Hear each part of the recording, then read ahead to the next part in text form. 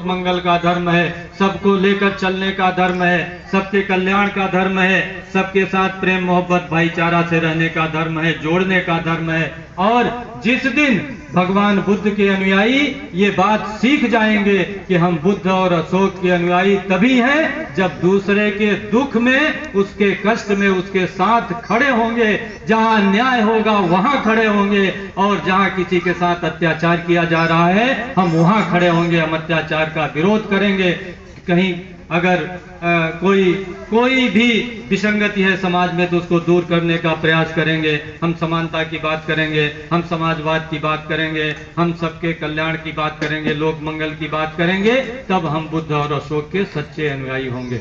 मैं समझता हूं कि अभी बहुत ढेर सारी इन शिक्षाओं पर चलने की आवश्यकता है, संस्कार पैदा करने की आवश्यकता है। ये धर्म भगवान बुद्ध का मार्ग इस देश से विलुप्त हो गया, और विलुप्त होने के कारण हम लोग धर्म तो पढ़ रहे हैं लेकिन संस्कार के रूप में हमारे जिंदगी में अभी धीरे धीरे उसको बहुत कुछ प्राप्त करने की जरूरत है।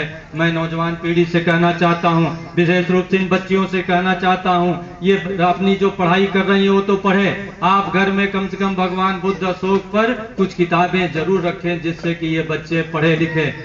बड़ी आश्चर्य की बात है, कभी कभी जैसे तमाम है प्राइमरी के टीचर हैं और या सरकारी वो हैं या अच्छे खासे व्यवसायी हैं, अच्छे खासे किसान हैं, घर में 10-20 हजार का बैंक बैलेंस भी होगा, और उनसे अगर कहें कि भैया भगवान बुद्ध पर जरा सा ये किताब और अशोक पर रखो, आपके बच्चे बेटी बेटियां नौजवान पीढ़ी के लोग पढ़ें, उनसे सीखें, तो कहते हैं कि सर आपके पास एक आध दो किताबें होती तो दे देते।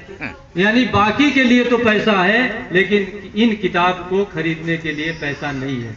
मित्रों, इस पर बहुत ज्यादा व्यय नहीं है। आप अपनी वर्तमान पीढ़ी में जो भी खर्च करते हैं, जैसे आप व्यवसाय में पैसा लगाते हैं, जैसे खेती में पैसा लगाते हैं, वैसे आप अपनी इस पीढ़ी पर पैसा लगा रहे हैं, अपने बच्चों पर पैसा लगा रहे हैं, इनके विकास के लिए पैसा लगा रहे हैं। इन पर जितना ही धन खर्चा करोगे, बेहतर बनाने के लिए, संस्कारित करने के लिए, शिक्षित करने के लिए, उतना ही ये कुशल होंगे, अच्छे होंगे।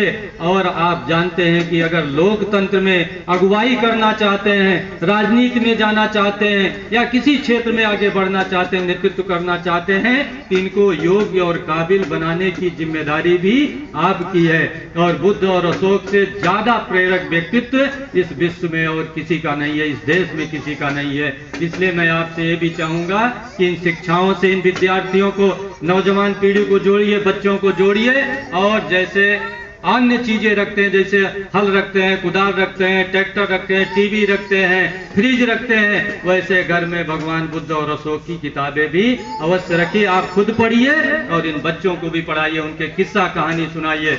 अब राजाओं महाराजाओं की किस्सा और तोता मैना की कहानी से इन बच्चों को प्रेरणा नहीं मिलेगी।